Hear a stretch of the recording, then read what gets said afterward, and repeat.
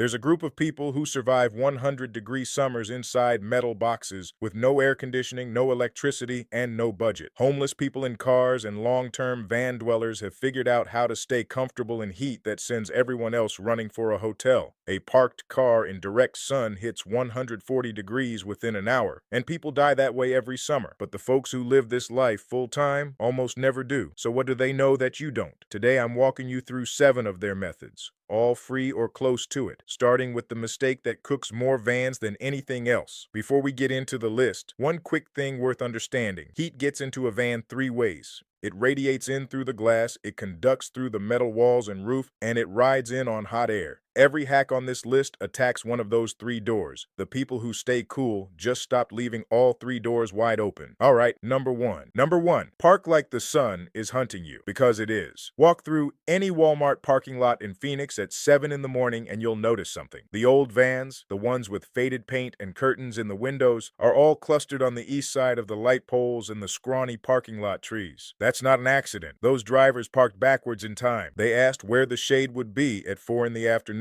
not where it was when they arrived. The single biggest heat mistake new van dwellers make is treating parking as a one-time decision. Experienced people move their vehicle twice a day, sometimes 3 times. Morning sun from the east is weak and almost pleasant. The killer is the western sun between 2 and 7 in the evening, when the air is already at its peak and the sun angle drives straight through your windshield like a magnifying glass over an anthill. So the veterans follow a simple rule. In the morning, let the east side of the van take the sun. By noon, be repositioned so the smallest surface of the vehicle, the rear doors, faces west. If there's a building, park on its east side after lunch, so the structure throws afternoon shade over you for free. Surface matters just as much as shadow. Black asphalt in Tucson can reach 160 degrees on a summer afternoon, and it radiates that heat upward into your floor all evening long. Hours after sunset. Gravel runs cooler. Dirt runs cooler still. Grass, if you can legally get near it, can be 40 degrees cooler than the blacktop across the street. A van parked on a shaded gravel pad and a van parked on open asphalt can be sitting in 2 different climates 100 feet apart. One more trick from the streets. Homeless folks in Las Vegas learn to park next to,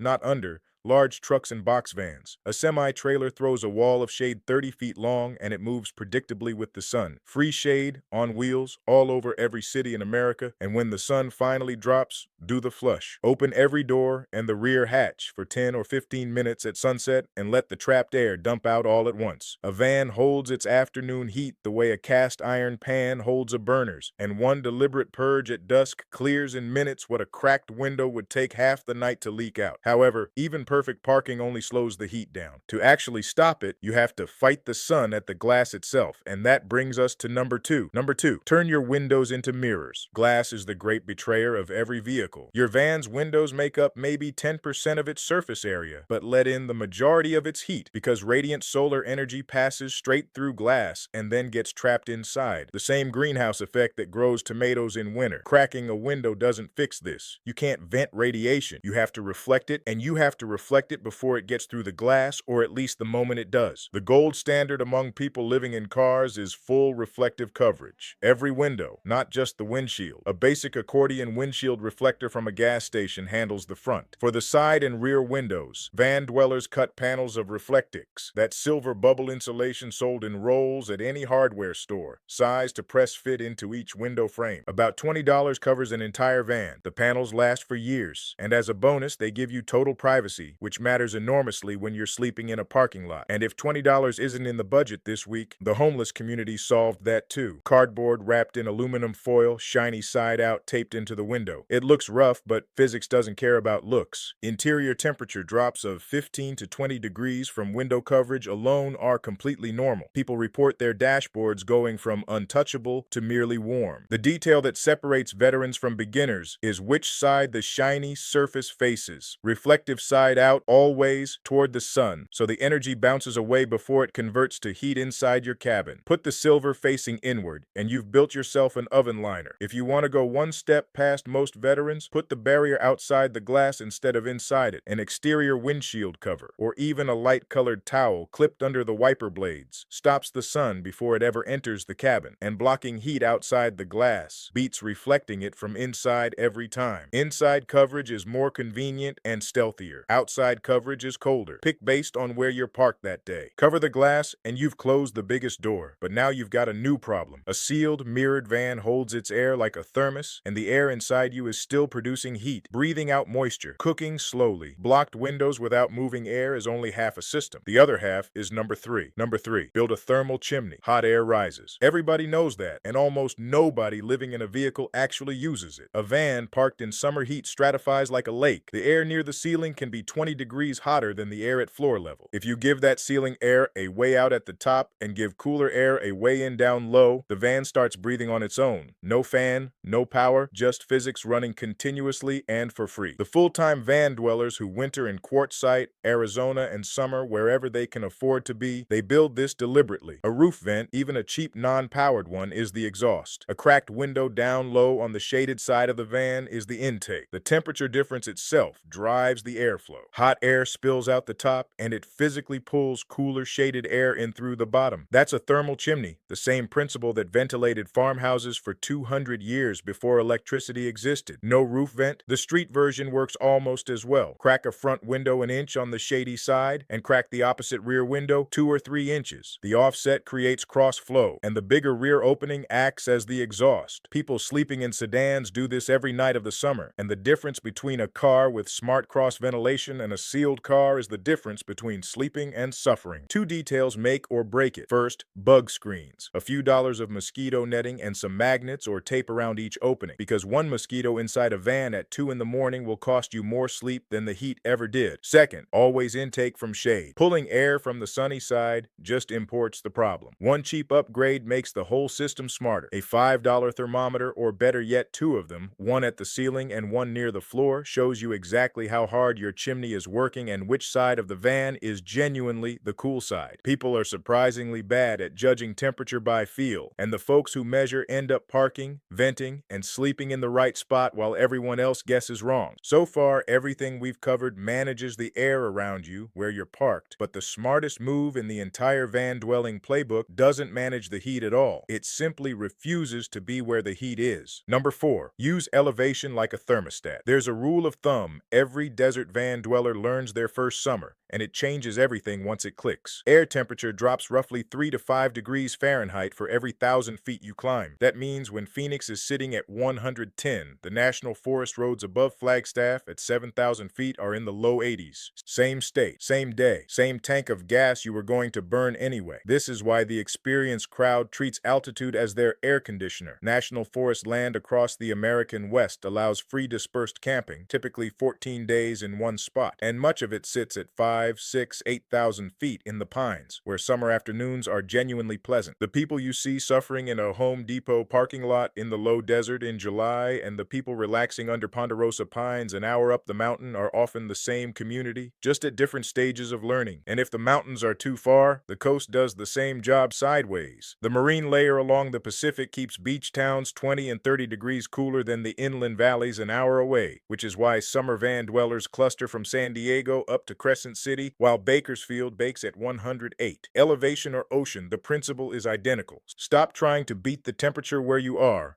and drive to a temperature you can live with. But altitude and the desert both come with a catch that surprises every newcomer, and it's the opposite problem. Thin, dry air doesn't hold heat after sunset. A high desert campsite that hit 95 in the afternoon can drop into the low 40s by 4 in the morning. The same van dweller who spent the day fighting heat wakes up before dawn genuinely cold, and that whiplash night after night is exactly why the experienced ones keep a compact thermal bivvy stashed in the van year-round. Everything on this list stays free. This is the one piece of gear the veterans actually spend money on. A lot of them use one called Terra Shell, an emergency sleeping bag with an aluminized reflective lining that bounces your own body heat back at you. It needs no power and packs down smaller than a soda can, and that same reflective layer works in reverse. Plenty of folks spread it across the windshield as an extra radiant barrier on brutal afternoons, then climb into it when the temperature crashes at night. One piece of gear working both ends of the desert desert swing for less than a tank of gas. If you want to check it out, the link is in the description below. Now, elevation solves the season, but some days you're stuck in the low country, it's 104, and you need to cool down right now with what's already in the van. That's where number 5 comes in, and it's the oldest trick on this whole list. Number 5, the wet sheet, the poor man's swamp cooler. Long before refrigerated air conditioning existed, people in Arizona and rural India cooled their homes the same way, by hanging damp cloth and moving air. Water absorbs an enormous amount of heat when it evaporates. That's the entire principle behind a commercial swamp cooler, and you can replicate it in a van tonight with a bed sheet and a jug of water. The setup takes 90 seconds. Soak a cotton sheet or a large towel, wring it until it's damp but not dripping, and hang it across the airflow path you built in number 3, right in front of that cracked intake window. As air moves through the wet fabric, evaporation strips heat out of it, and the air arriving at your body can be 10 to 15 degrees cooler than the air outside. Homeless people sleeping in cars do a smaller version, a soaked t-shirt draped over the partially open window. Re-wet every hour or two from a gallon jug. The personal version is even more direct. Sleep under a damp sheet with air moving over you, what desert dwellers a century ago called the Egyptian method, and your body gets continuous evaporative cooling all night for the price of a quart of water. A wet bandana around the neck does the same job in miniature during the day, parked right over the blood vessels feeding your brain. Just rinse the sheet with clean water every day or two. A towel that stays damp inside a hot van for a week starts smelling like a locker room, and mildew is a miserable roommate in a space that small. One honest limitation: evaporative cooling lives and dies on dry air. In Arizona, Nevada, or inland California, it feels like magic. In Houston, humidity it barely works because the air is already too full of moisture to accept more. Desert dwellers, this is your best friend. Gulf Coast dwellers,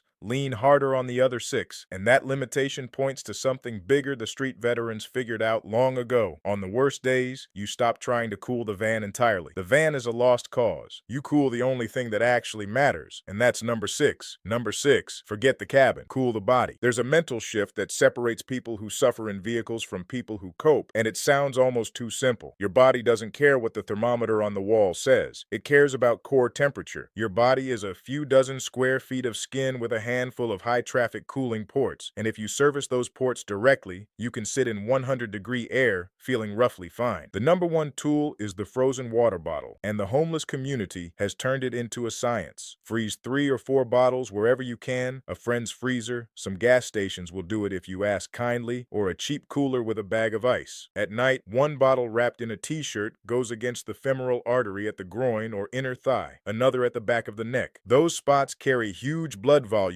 close to the skin, so you're effectively chilling your bloodstream, which then carries the cooling everywhere else. People describe falling asleep at 95 degrees this way. As a bonus, the bottles melt into cold drinking water by morning, so nothing is wasted. The second tool is even older, the foot bucket. Feet and hands are your body's radiators, packed with blood vessels designed for dumping heat. 10 minutes with your feet in a bucket of cool water pulls your core temperature down more effectively than an hour of fanning your face. Old-timers in the desert did this on porches every evening of their lives. And underneath both tricks sits the quiet rule the veterans repeat like a prayer. Drink before you're thirsty. By the time your mouth is dry, you're already behind. And dehydration is what turns an uncomfortable hot night into an ambulance call. And this matters double past 60. Older bodies shed heat more slowly and register thirst later, so the deficit sneaks up before you ever feel it. Common blood pressure pills, diuretics, and some antidepressants also make it harder for the body to cool itself, so if you take daily medication, treat hot days with extra respect. And save the beer for sundown, because alcohol and caffeine both pull water out of you faster than you replace it. A gallon a day in real heat minimum, and that's the cheapest life-saving hack in this entire video, which leaves one final method, and honestly, it might save you more misery than the other 6 combined, because it costs nothing, and it changes everything. Number 7, stop fighting the heat. Schedule around it. Watch what long-term homeless people actually do on a 105-degree day, and you'll see something that looks lazy, but is actually a survival strategy refined over generations. They disappear from noon until 6. Public libraries across the Southwest are quietly full of people reading, charging phones, and using free Wi-Fi and industrial-grade air conditioning every brutal afternoon, all summer. Libraries know exactly who they're serving, and most librarians treat them with quiet respect. Grocery stores, malls, community centers, fast food dining rooms with a $2 coffee. America is full of free refrigerated air if you stop being too proud to sit in it. The night has its own free real estate too. 24-hour laundromats, casino floors in Nevada, and big box stores open late are all air-conditioned, and nobody looks twice at someone taking their time. Some veterans shift their errands entirely after dark during the worst weeks of summer, buying groceries at 10 at night when the store is empty and 68 degrees. The van dwellers who thrive take it further and restructure the entire day around the sun. Up at 5 in the morning when it's 72 degrees and beautiful. Cooking, driving, errands, repairs, anything physical done before 10. The afternoon belongs to shade, libraries, siestas, and stillness, because exertion in peak heat is how heat stroke actually happens. Then life resumes in the evening, dinner at 8, windows open, thermal chimney running, and often a split sleep. A few hours in the early night, a wakeful stretch in the small hours when the van finally exhales its stored heat, then more sleep in the cool of dawn. That two-sleep pattern sounds strange to modern ears, but historians will tell you it's how most humans slept before electric light. Your body already knows how to do this. The desert just gives it permission. Look at what you have now, all 7 working together. Your van is parked in tomorrow's shade on cool ground. The glass is mirrored. A thermal chimney breathes for you all day. You're at elevation when you can be, with gear stashed for the cold snap at 4 in the morning. A wet sheet cools the air. Frozen bottles cool your blood, and your whole schedule slides around the sun instead of into it. None of it needed a generator, a lithium battery bank, or a $1,200 air conditioner. That's the real lesson from the people who live this every summer without a dollar to spare. Heat is not defeated with money. It's defeated with understanding. If this was useful, subscribe, because next I'm covering the winter version, how van dwellers stay warm at 20 degrees below freezing without a furnace, and the tricks in that one are even more surprising. See you there.